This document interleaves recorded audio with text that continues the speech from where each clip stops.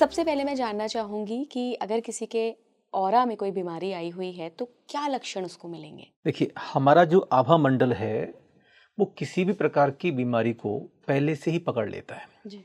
तो सबसे पहले हमें ये समझना पड़ेगा कि आभा मंडल क्या है। आप देखते होंगे कि बहुत सारे महापुरुषों के चित्र के पीछे, हुँ। खास करके उनके चेहरे के पीछे एक ऑरेंज कलर का एक हमें राउंड दिखाई पड़ता है। लेकिन ओरिजिनली ऐसा होता नहीं है। इसी को बोलते हैं हम भामंडल। जैन धर्म में तीर्थंकर भगवान का एक प्रात्याहार्य है जिसको बोलते हैं भामंडल। तीर्थंकर भगवान के मुखमंडल के पीछे एक चक्रनुमा एक आकृति बनाई जाती है। वो सोने की भी होती है, चांदी की भी होती है, अन्य अन्य धातुओं की भी होती है। तो वो चमकती हुई होती है। तो ये दर्शाती है कि तीर्थंकर भगवान का कितना तेज है। और हमारे जैन धर्म में बताया गया कि तीर्थंकर भगवान के भामंडल के सामने करोड़ों करोड़ों सूर्य की जो चमक है वो फीकी पड़ जाती है। तो हमारा जो ऊर्जा चक्र है, जो हमारे शरीर से बाहर काम कर रहा है, वो हमारा आभा मंडल कहलाता है। आभा मंडल का ही सूक्ष्म रूप है भामंडल। तो अगर हमारा आभा मंडल वीक होगा तो निश्चित रूप से हम बहुत जल्दी किसी प्रकार की बीमारी से पीड़ित हो जाते हैं। अगर हमारा आभा मंडल बहुत स्ट्रांग होगा तो हम किसी बीमारी से जल्दी से पीड़ित नहीं होते हैं। या हम कहें कि हमारे ऊपर जल्दी से कोई बैक्टीरियल इन्फेक्शन का असर होना या किसी की नेगेटिव ऊर्जा का असर हो जाना, अगर आपका आभा मंडल कमजोर है तो ये जल्दी से असर करती हैं। तो आप अपने आभा मंडल को शक्तिशाली कैसे बनाएं? तो इसके लिए हमारे योगियों ने, ऋषियों ने, मुनियों ने एक बहुत सरल प्रक्रिया बताई है, वो है ध्यान। ध्यान के माध्यम से आप अपने आभा मंडल को सक्रिय कर सकते हैं। आभा मंडल क्या है? आभा मंडल ठीक वैसे ही है जैसे आप अपने शरीर को ढकने के लिए वस्त्र पहनते हैं। जैसे सर्दी पड़ रही है तो सर्दी के मौसम में आपने कोट पहन लिया, स्वेटर पहन लिया ताकि सर्दी का एहसास आपके शरीर को ना हो। ठीक ऐसे ही एक आध्यात्मिक स्तर पर हमारे शरीर की सुरक्षा के लिए प्रकृति ने हमें एक ऊर्जा चक्र दिया हुआ है। वो ऊर्जा चक्र है आभा मंडल। अगर उसमें कहीं भी कोई खराबी हो रही है तो निश्चित रूप से वह ऊर्जा चक्र का जो दूषण है वो हमारे शरीर को बीमारी कर सकता है। जैसे हमने सुना होगा कि ओजोन परत में छेद हो गया है तो सन की अल्ट्रावायलेट जो रेंज है वो नीचे आ रही है। ठीक वैसे ही अगर हमारे ऊर्जा चक्र में कहीं भी कोई भी खराबी होगी तो वहीं से कोई भी नेगेटिव एंटिटी हमारे शरीर में प्रवेश कर सकती है। तो वैज्ञानिक रूप से सिद्ध हो चुका है कि जब हम बीमार पड़ते हैं तो हम सीधे बीमार नहीं पड़ते। सबसे पहले हमारा आभा मंडल बीमार पड़ता है। आभा मंडल के बाद में हमारा मन बीमार पड़ता है। उसके बाद उसके लक्षण शरीर में प्रकट होते हैं। आज की जो मेडिकल साइंस है वो टेस्ट करती है कि ये टेस्ट करा लीजिए, वो टेस्ट करा लीजिए, उसमें रिपोर्ट्स आती हैं। तो ये टेस्ट करने के बाद में जो रिपोर्ट जांची जा रही हैं ये 6 महीने पहले हमारे आभा मंडल में विकसित हो चुकी। एक क्रिलियन वैज्ञानिक हुए हैं, उन्होंने एक फोटोग्राफी विकसित की, क्रिलियन फोटोग्राफी। उसमें उन्होंने दर्शाने का प्रयास किया कि आपका आभा मंडल 6 महीने पहले ये संकेत दे देता है कि आपकी मृत्यु होने वाली है। इसी बात का प्रमाण हमारे आचार्यों ने, हमारे एक आचार्य हुए हैं कल्याण कारकम जिन्होंने ग्रंथ लिखा, उन्होंने स्पष्ट रूप से लिखा हुआ है कि आप जातक के शरीर का दर्शन करके और उसके ऊर्जा को महसूस करके ये निश्चित कर सकते हैं कि ये जातक बीमार पड़ेगा, स्वस्थ रहेगा या कब इसकी मृत्यु होगी। इसी को निमित्त विज्ञान भी कहते हैं कि उसके अंग लक्षण के द्वारा हम ये जान लें कि इसकी मृत्यु कब होगी, इसके जीवन में भविष्य में क्या घटित होने वाला है। हमारे एक बहुत प्रसिद्ध जैन संत हुए आचार्य विमल सागर जी महाराज, वो आपके शरीर के अंगों को देख करके बता देते थे कि तुम्हारी मृत्यु कब होने वाली है, तुम्हारे साथ क्या घटित होने वाला है, ये सब कुछ। तो ये सब कुछ आपके आभा मंडल का दर्शन, जिसे हम दिव्य दर्शन बोलते हैं, जो ऋषि मनीषी कर सकते हैं, वो बता सकते हैं। तो आपका आभा मंडल सबसे पहले दूषित होता है किसी भी प्रकार की नेगेटिव ऊर्जा के आसपास आने पर। जी। उसके बाद दूसरा स्तर है हमारा मन। हम वहां भी अगर फील कर लें तब भी ठीक है, अगर वहां भी फील नहीं कर पाते तो फिर उसके लक्षण हमारे शरीर में प्रकट हो जाते हैं। जैसे मैं बात करूं कैंसर जैसी महाबीमारी की, जी। तो कैंसर एकदम से डेवलप नहीं होता, हुँ। ठीक है ना। कैंसर तब डेवलप होता है जब आपके मन में कोई बात दबी रह गई हो, जैसे हम बोलते हैं कुंठा, या हम बोलते हैं बैर की गांठ।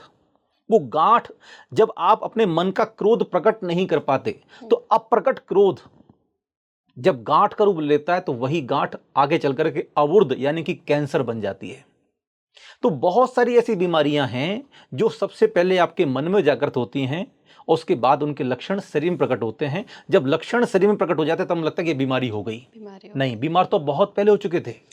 अच्छा स्वामी जी, आपने अभी एक वैज्ञानिक का नाम बताया, क्रेलॉन, जिनका आपने कहा कि 6 महीने पहले ही आप ऑरा देखकर बता सकते हैं कि कौन सी बीमारी आने वाली ये है, या क्रिलियन फोटोग्राफी के आधार पर। क्रिलियन फोटोग्राफी के आधार पर। तो क्या हम, एक सामान्य व्यक्ति, क्या अपने आभा मंडल के या अपनी एनर्जी फील्ड के लेवल पे पता कर सकता है? क्या कुछ लक्षण मिलते हैं क्या? देखिए, आजकल बहुत सारे वैज्ञानिकों ने ऐसी मशीनें विकसित की हुई हैं जिसको हम बोलते हैं ऑरा स्कैनर बोलते हैं, या डाउजिंग रॉड के माध्यम से भी हम ऑरा चेक कर सकते हैं। तो नॉर्मली जब आप ध्यान में बैठते हैं तब आपको अपना आभा मंडल दिखाई पड़ने लग जाता है। जो सूर्य आपको आकाश मंडल में दिखाई पड़ रहा है, इसका प्रकाश बहुत कम है। इससे कई हजार गुना प्रकाश आपके अंदर विद्यमान है, जागृत है। आप उसे महसूस कर सकते हैं और वो प्रकाश ऐसा है कि यदि आपने उसे एक बार फील कर लिया तो बाहर का प्रकाश आपको फीका नजर आएगा। लेकिन ये अवस्था है ध्यान की अवस्था। जब आप ध्यान की गहराई में उतरते चले जाते हैं तब ये अवस्था जागृत होती है। तो जैसा आपने पूछा कि हम अपने आभा मंडल को स्वयं चेक कर सकते हैं क्या? हाँ, कर सकते हैं, बशर्ते हम ध्यान की अवस्था को पहचान जाएं, क्योंकि ध्यान के माध्यम से इसे फील किया जा सकता है। मेरे जो दर्शक हैं वो कई बार हमें कहते हैं कि इला जी, जो बात आपके मेहमान बोल रहे हैं, क्या उन्होंने खुद अनुभव किया है? तो मेरा अगला प्रश्न इसी से जुड़ा हुआ है। जब आपने पहली बार ध्यान में अपने आभा मंडल का अनुभव किया, वो कैसा पल था? क्या वाकई आपको उसके बाद ये सूरज और ये प्रकाश, ये लाइट सब फीकी महसूस देखिए, हुई? ये जो बात मैंने आपसे कही कि बाहर जो सूर्य चमक रहा है इससे कई हजार गुना प्रकाश आपके अंदर विद्यमान है, ये बात मैंने अपने अनुभव के आधार पर कही है। जब मेरी उम्र 13 साल की थी, जब मैंने पहली बार ध्यान सीखा, मेरे जो गुरु आचार्य विद्याभूषण सन्मत सागर जी महाराज, उन्होंने जब मुझे पहले ध्यान की अवस्था में उतारा और उन्होंने जब मुझे शक्तिपात दिया, शक्तिपात करने के पश्चात जब उन्होंने कहा कि इस प्रक्रिया से आप ध्यान से गुजरेंगे तो आपके साथ ये घटना घटेगी, तब पहली बार मैंने अनंत अनंत सूर्यों को अपने अंदर जगमगाते हुए फील किया। वो पहली बार था जब मैंने स्वयं फील किया कि हाँ, मेरे अंदर ये प्रकाश विद्यमान है। ये मेरी आंखें बंद थीं, लेकिन प्रकाश इतना तीव्र था कि मैं आंखें बंद करके भी महसूस कर रहा था उसको कि मैं देख नहीं पा रहा हूं, और बहुत देर तक वो प्रकाश मेरे अंदर विद्यमान रहा। तो मैं ये अनुभव के आधार पर कह रहा हूं कि अनंतानंत सूर्य भी फीके पड़ जाते हैं आपके दिव्य प्रकाश के समक्ष। जब आप उसे फील करेंगे, तो हमने कई सारे जातकों को फिर फील कराया और उन्होंने अपने अनुभव शेयर किए कि हाँ, ये प्रकाश हमारे अंदर विद्यमान है। ठीक है ना? जी। आप जब आंखें खोलते हैं तब आपको बाहर का प्रकाश दिखाई पड़ता है, लेकिन जब आप आंखें बंद करते हैं तो फिर आपको अंदर का प्रकाश दिखाई पड़ता है। लेकिन ये ध्यान की गहराई में उतरने के पश्चात, अब ध्यान में जब आप धीरे धीरे प्रवेश करते हैं ऊर्जा को फील करने के लिए, तो सबसे पहला जो उपक्रम है वो है हमारी श्वास। जी। श्वास वो रास्ता है जिसके द्वारा आप अंदर उतर सकते हैं। ये सोपान है, ये सीढ़ी है जिसके द्वारा आप अंदर जा सकते हैं। ये भीतर जाने का एक माध्यम है। तो हमने इसलिए कहा कि 3 चीजें हैं, स्वर, उसके बाद मंत्र, और तीसरी चीज है मुद्रा। स्वर, मंत्र और मुद्रा, इन तीनों को जब आप सही तरीके से संतुलित कर लेते हैं तो निश्चित रूप से आप ध्यान की गहराई को प्राप्त कर सकते हैं। हमारे गीत गाया जाता ना, सांसों की माला पर सुमरू में प्रभु का नाम।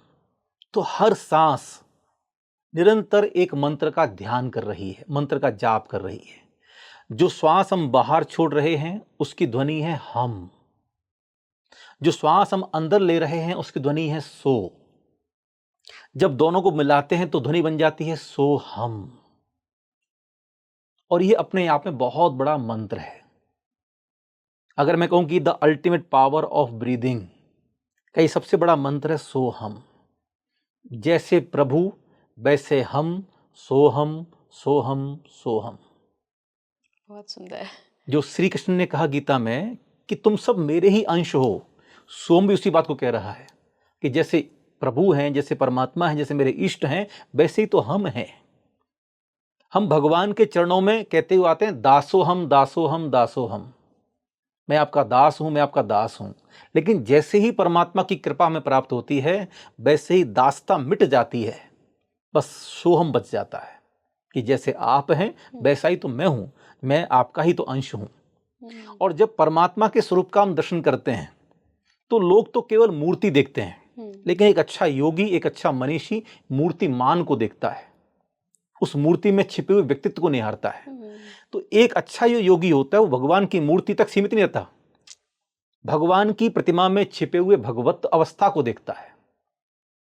हमारा जो ध्यान है वो मूर्ति मूर्ति के ऊपर नहीं है, हमारा ध्यान मूर्तिमान के ऊपर है। ये बहुत बड़ी चीज है। बिल्कुल। तो जब आप मूर्तिमान को पहचान लेते हैं तब आपको मूर्ति की धड़कन सुनाई पड़ना शुरू हो जाती है, मूर्ति में स्पंदन फील होना शुरू हो जाते हैं, क्योंकि फिर आपने उसमें अंदर भगवत अवस्था को खोज लिया। बिल्कुल, तो आप सबके अंदर उस भगवत का अंश विराजमान है, बिल्कुल। आप सबके अंदर परमात्मा का अंश विद्यमान है। तो जब परमात्मा हजारों करोड़ों सूर्य से अधिक प्रकाशवान है तो उसका अंश क्या अंधेरे में होगा? नहीं, उसका अंश भी उतना ही प्रकाशवान होगा जैसे एक दीपक की ज्योति से जली हुई दूसरी ज्योति भी उतनी प्रकाशमान होती है।